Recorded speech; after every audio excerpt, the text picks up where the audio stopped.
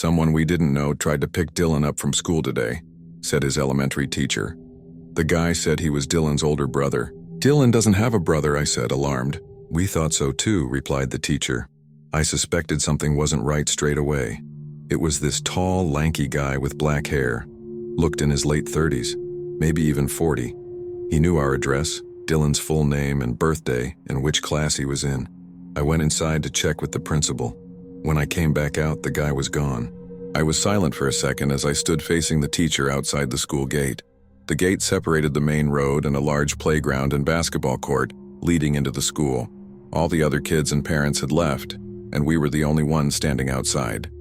"Where's Dylan now?" I asked. "He's waiting for you in the principal's office," she said, gesturing for me to follow as she turned around. I walked across the playground behind her shakily, then through the corridors to the office.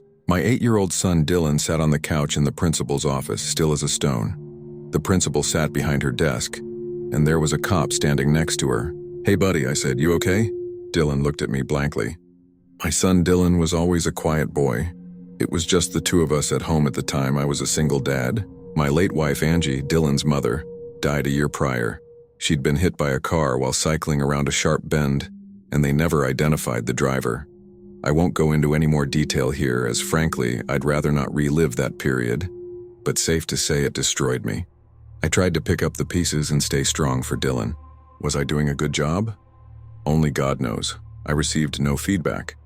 Since then, Dylan became even more withdrawn, pretty much remaining silent until spoken to. He was seen by a child psychologist and various other members of the welfare team at school. But after assessment, they were sure he didn't have autism or the like. He could speak up when he was pressed. He was just shy and preferred to keep to himself. The cop confirmed I was Dylan's dad, then asked me a few questions. He finally told us they'd try and find the guy and to report if we ever saw him again. The principal and teacher said a few things. It was a blur. All I remember is sweating profusely with my knees shaking, trying to comprehend the fact that someone had tried to kidnap my son. "Dylan, you didn't know that man, did you?" asked the principal. Dylan shook his head. I was on edge after that day. Dylan was my whole world, all the family I had left, and I couldn't stand the possibility that he could be in danger. It made me sick. Who was this bastard? Why my son?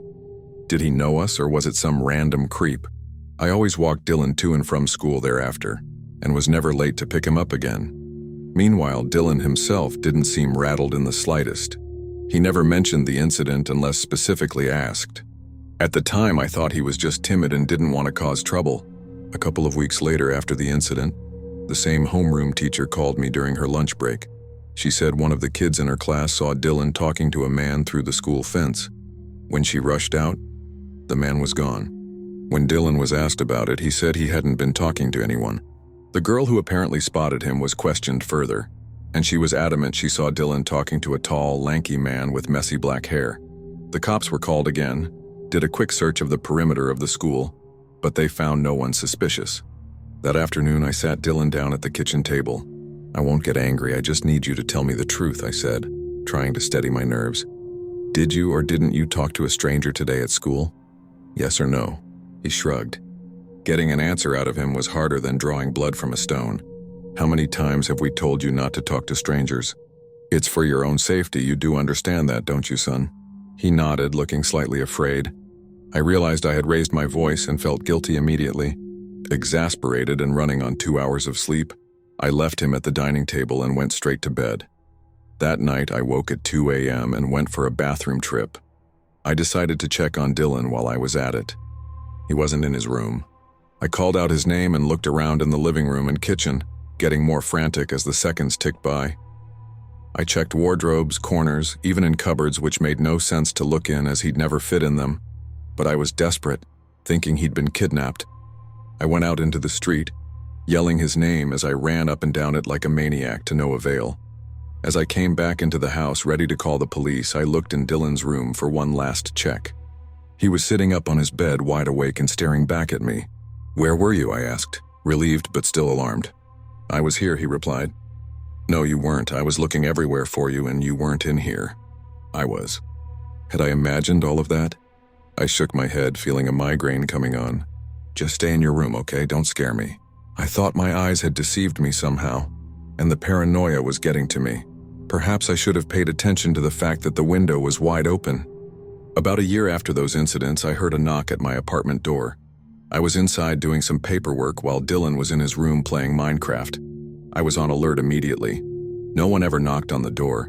We lived in a block of apartments, and friends or acquaintances would always wait outside the main door, ring the doorbell, and I would greet them downstairs. This meant it was likely an upstairs or downstairs neighbor who needed something. I had a few of their numbers from when we moved in, for contact should the need ever arise. But we weren't close at all. I wondered what could be the problem. I walked up to the door and looked outside the peephole. There was no one there. Odd, I thought. Perhaps I had heard something. Those random occurrences were commonplace now, and second-guessing myself was just in my nature at that point. As I walked back to my desk in the living room, I heard another knock. Something was up. I walked up to the door again. No one seen through the peephole. Was someone pranking us? I stood just behind the door and texted my upstairs neighbor, asking him if he'd knocked on the door. A few moments later, I heard footsteps upstairs that went in the direction of the door, then hurriedly back into the apartment. I then received a text back, about a minute later. Do not open the door. There's a guy with a huge knife crouching hiding right next to your door. My phone buzzed again. Another text from my upstairs neighbor. Calling cops right now. Stay inside. I froze as all the hairs on the back of my neck stood up. I was paralyzed for a few seconds. When I came to my senses, I tiptoed to Dylan's room. Stay inside. Keep quiet, I whispered, my eyes bulging, beads of sweat dripping down my forehead. I had never felt my heart beat so fast. Dylan looked up and raised his eyebrows as I shut his door slowly and stood outside it, about to throw up and shit myself at the same time. We were so still that I could make out quiet but frantic talking upstairs and more rushing footsteps. I read my upstairs neighbor's texts again to make sure my eyes hadn't deceived me. I tiptoed to the kitchen and grabbed one of my own kitchen knives, then returned to the same spot outside Dylan's room, anticipating a crazed psycho busting down the door at any second. I chanted manic prayers for safety on repeat in my head. Not a sound came from inside his room. After what seemed like years, I heard sirens in the distance and my heart rate started to slow a little. My grip on the knife handle loosened. Eventually, I heard some shouting, more footsteps and banging that gradually faded in volume. "This is the police!" shouted a voice.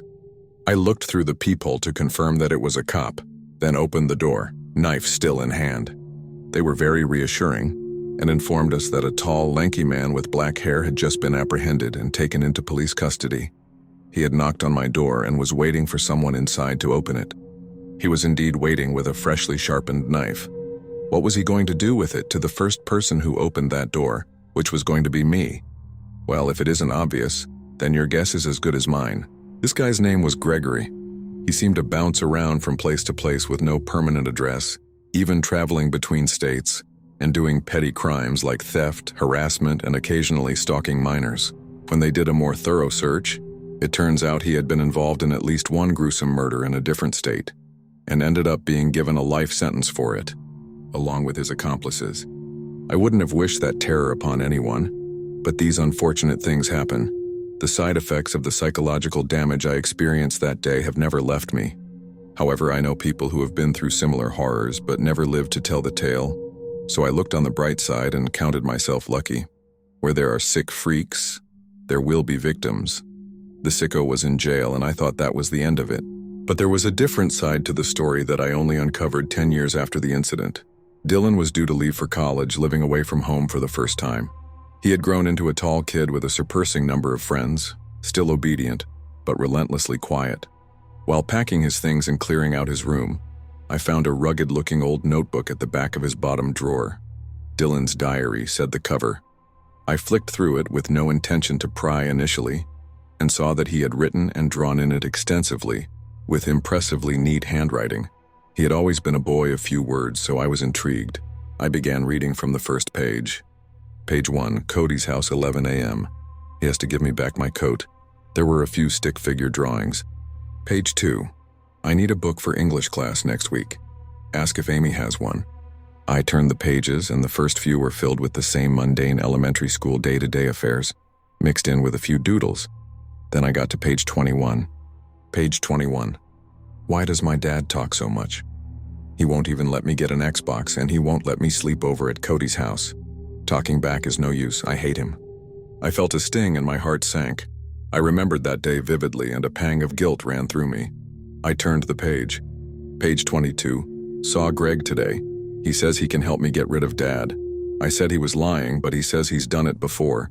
It was in the news. As my mind connected the dots, I flicked through the previous pages. This was the first mention of Greg I could find. I started to sweat, but continued reading. Page 23.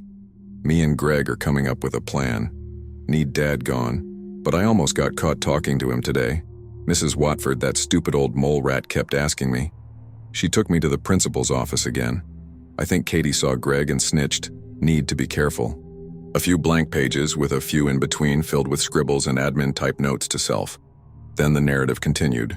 Page 41. The word plan was underlined, with 2 drawings underneath. The first was of a stick figure kneeling by a door holding what looked like a dagger. This stick figure was smiling. There was another stick figure behind the door, with its hand on the door handle, about to open the door. The second was of the first stick figure stabbing the stick man who had just opened the door, his eyes now 2 crosses. Page 42. Greg came to my house and I showed him my plan. He said it was good and he could do it.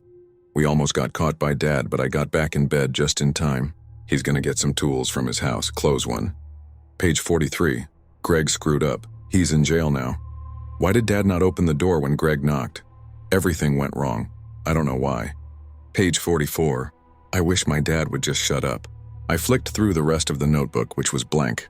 Page 44 was the last entry. I read the entries a few times and pondered what I should do. I never thought Dylan was capable of such heinous intentions.